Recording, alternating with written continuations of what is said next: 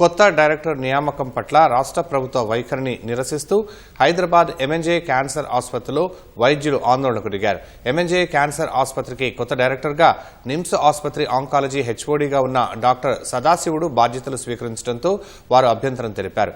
విధులు బహిష్కరించి నల్ల బ్యాడ్జీలు ధరించి డైరెక్టర్ ఛాంబర్లో బైఠాయించి నిరసన తెలిపారు. దశాబ్దాలుగా ఆసుపత్రిలో సేవలు అందిస్తున్న సీనియర్ ప్రొఫెసర్లు హెచ్ఓడీలను కాదని నిమ్స్ వ్యక్తికి పగ్గాలు అప్పగించడం ఏమిటని ప్రశ్నించారు. ఆసుపత్రిలో ఉన్న సమస్యలు బయట నుంచి వచ్చిన వారి కంటే ఇక్కడ అనుభవం ఉన్న వ్యక్తులకు పూర్తి అవగాహన ఉంటాయన్నారు. ఈ నిర్ణయాన్ని ప్రభుత్వం వెనక్కి తీసుకునేంత వరకు తమ ఆందోళనలు కొనసాగిస్తామని స్పష్టం చేశారు.